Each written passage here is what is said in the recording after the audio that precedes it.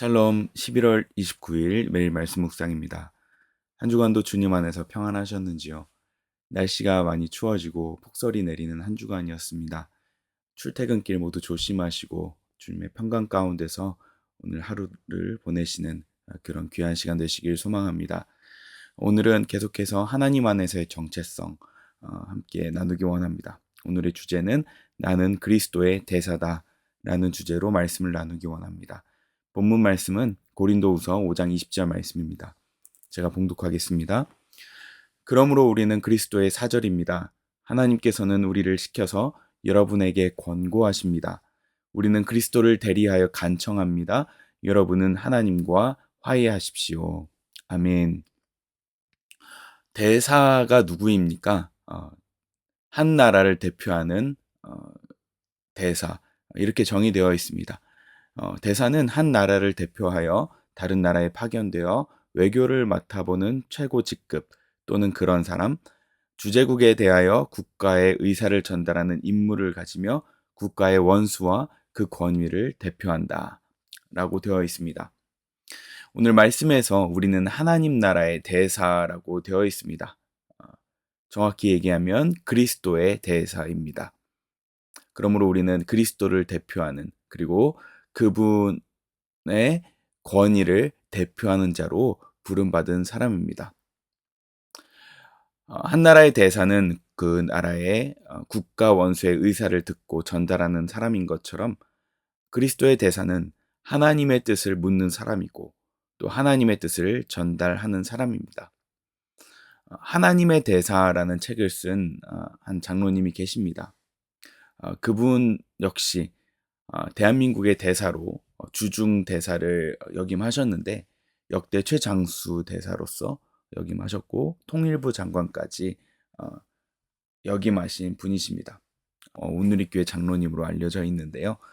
그분은 그 책을 통하여서 나는 대한민국을 대표하는 대사였지만 사실은 하나님 나라를 대표하는 대사로서 그 어떤 사람도 두려워하지 않고 하나님의 의종을 묻고 그분의 뜻에 따라 순종하였더니 하나님께서 복을 주시고 또 많은 어려움도 극복하게 하시고 하나님의 지혜로 이 모든 일들을 감당하게 되었다라는 그 우여곡절의 간증이 그 책에 기록되어 있습니다.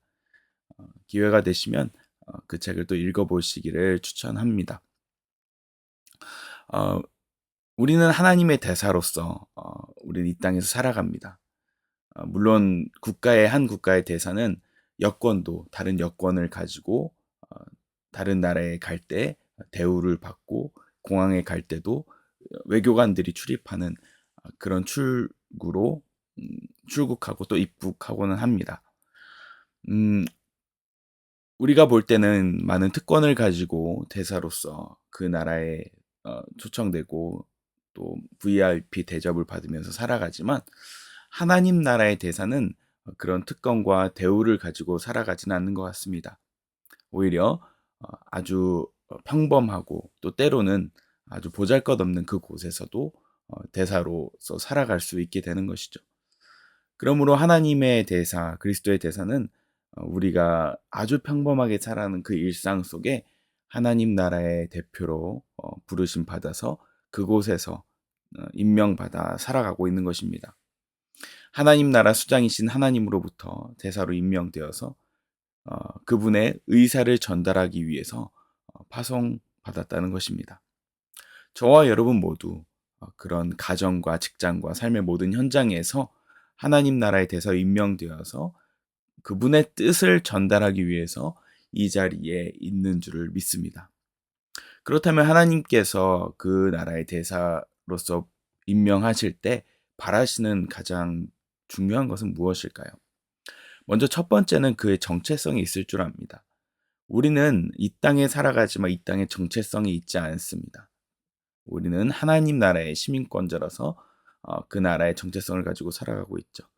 빌립보서 3장 20절에 기록되어 있습니다. 그러나 우리의 시민권은 하늘에 있습니다. 그곳으로부터 우리는 구주로 오실 주 예수 그리스도를 기다리고 있습니다. 아멘. 우리는 이 땅에 살아가지만 이 땅이 전부인 것으로 여기고 살아가지 않고 도래할 하나님 나라를 기대하면서 살아가고 있습니다. 그리고 또한 그 나라가 이미 임한 것처럼 우리는 그 믿음을 가지고 살아가고 있습니다. 그것이 우리가 이 땅에 살아가면서 가져야 할 가장 기본적인 정체성이라는 것입니다. 대한민국 대사가 한 나라에 임명되었을 때 그 나라에 살아가지만 그 나라 시민으로 살아가는 것이 아니라 대한민국의 정체성으로 살아가는 것처럼 말입니다. 두 번째로 우리가 기억할 또 중요한 것은 무엇이냐면 우리는 하나님 나라의 시민권자이기 때문에 우리는 이 땅에서 그 나라의 정체성으로 살아가지 않는다는 것입니다. 즉 우리는 공중의 권세 잡은 자의 나라에 임명되었다는 것을 아는 것입니다. 한 목사님, 크레이그 힐 목사님이라는 가정 사역을 하시는 목사님이 계신데 그분이 이런 좀 파격적인 설명을 하였습니다. 하나님은 모든 것을 가지셨지만 가지지 못하신 것이 한 가지 있다. 그것이 무엇이냐면 바로 권위라고 하였습니다. 왜냐하면 하나님은 사람을 창조하시면서 그분의 권위를 위임하셨기 때문입니다. 하나님이 우리에게 사람을 창조하실 때 사명을 주시죠. 그 사명이 무엇입니까? 이 땅을 정복하고 다스리라고 하지 않으셨습니까? 그 다스리라는 말 자체가 도미니언, 즉 하나님의 통치권을 이야기하는데 그 통치권을 우리에게 주셨고 그 말인즉슨 우리에게 자유의지를 주셔서 그분의 권위를 대신해서 이 땅을 다스리고 왕처럼 통치하라는 그런 말씀이었습니다. 그런데 문제가 무엇입니까? 하나님께서 우리에게 부여주신 권위를 아담과 하와는 그 권위를 하나님 나라의 확장을 위해서 사용하기보다는 하나님이 금하신 한 가지 그 권위의 최후의 보루 선악과를 따먹으면서 사단에게 그 권위를 내어주게 되었죠. 그 결과 사단의 뜻대로 인간은 살아가게 된 것입니다. 그 권위를 하나님의 부여된 권위였지만 사단에게 부여함으로 인하여서 그 권위를 빼앗기고 그 사단의 뜻대로 이 세계가 작동하도록 내어주었다는 것입니다. 즉 그 권위를 가지고 국가 원수에게 반역한 것이죠. 국가 원수에 반역한 대사의 운명은 어떻게 되겠습니까? 그 나라를 떠나야 하지 않겠습니까? 심지어는 더 이상 그 권위를 다른 나라에서 발휘할 수 없게 되는 것입니다. 우리의 상태가 이와 같습니다. 우리의 상태는 하나님 나라의 왕이신 그 왕이신 하나님께 반역한 상태이고 그 권위를 사용할 수조차 없이 겨우 목숨만 부지하면서 살아가게 된다는 것입니다.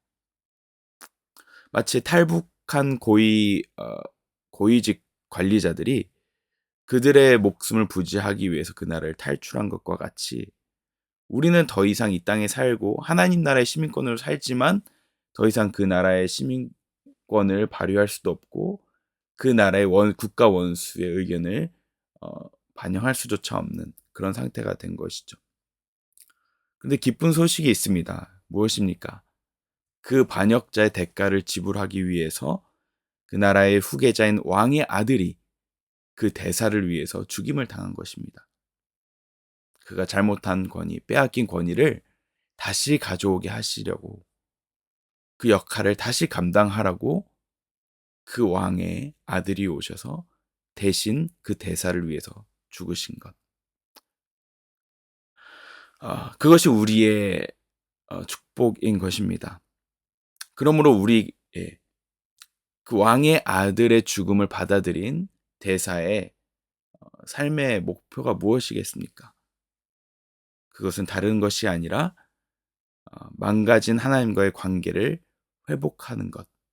그래서 그 회복된 관계를 가지고 다른 사람들, 이미 하나님의 자녀이고 백성인 하나님과의 관계가 끊어진 자들에게 다시 가서 그 하나님의 마음을 전달하고 다시 하나님께 돌아가고 화해하도록 그 뜻을 전달하는 것입니다. 그것이 하나님 나라의 대사의 사명이고 목표이고 미션인 것입니다. 어떻게 해야 할까요? 말과 행동으로써 모든 삶의 모양이 그분의 뜻을 전하는 도구로 사용되는 것입니다. 아무리 아프리카 최빈국에 가더라도 대한민국의 대사라면 그 나라에서의 삶에서도 환경적으로 힘들겠지만 한국을 생각하면서 그 한국의 문화를 유지하며 살아가지 않겠습니까? 그리고 조금 힘들어도 다시 고향으로 돌아갈 걸 생각하면서 그 시간을 버티고 인내하며 그 사명을 감당할 것입니다. 우리의 이 땅에서의 삶도 하늘나라의 시민권으로서 비록 사단이 권세 잡은 이 땅이지만 하나님 나라의 정체성을 가지고 살아가면서 비록 어려움이 있고 고난 가운데 있지만 이 땅에서 순간순간 하나님 나라의 가치와 그 기쁨으로 살아갈 수 있게 되는 것입니다. 그 믿음으로 우리가 하루하루를 살아갈 때 우리는 이 땅에 하나님의 나라를 이루며 살아가는 것이고, 그리고 하루 순간순간의 삶에서 미워할 수밖에 없는 자를 한 번 더 사랑하게 되고, 고난 가운데 처한 것 같지만 평강 가운데 기뻐하고, 화가 날 수 있는 상황이지만 인내하고, 욕심보다는 내가 한 번 더 취할 것을 포기하고 관대하게 살아갈 수 있게 되는 것입니다. 참으로 놀랍게도 이 대사라는 단어의 어원 자체가 나이가 들다, 지혜자가 되다, 연륜이 생기다 라는 용어로 사용된 단어입니다. 연륜이 들어갈수록 점점 더 사랑이 많아지고 또 고난 가운데 인내할 수 있게 되고 더 관대해지지 않게 됩니까? 되지 않습니까? 결국 점점 더 하나님의 대사로 살아간다는 것은 하나님 자녀로서 성숙하게 되고 점점 더 예수님을 닮아가는 삶을 살아가게 되는 것. 그 삶의 모습이 곧 대사로 살아간다는 의미인 것입니다. 에베소서 5장 1절에서 2절 말씀이 이렇게 되어 있습니다. 그러므로 여러분은 사랑받는 자녀답게 하나님을 본받는 사람이 되십시오. 그리스도께서 여러분을 사랑하셔서 우리를 위하여 하나님 앞에 향기로운 예물과 제물로 자기 몸을 내주신 것과 같이 여러분도 사랑으로 살아가십시오. 아멘.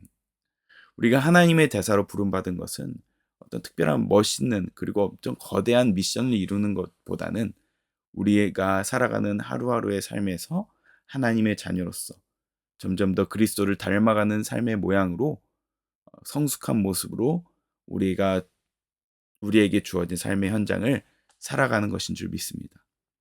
오늘 저와 여러분들에게 주어진 삶의 그 현장 가운데서도 하나님의 대사로서 그분의 뜻을 묻고 그리고 그분의 뜻을 받들어서 전달하는 저와 여러분 되시길 소망합니다.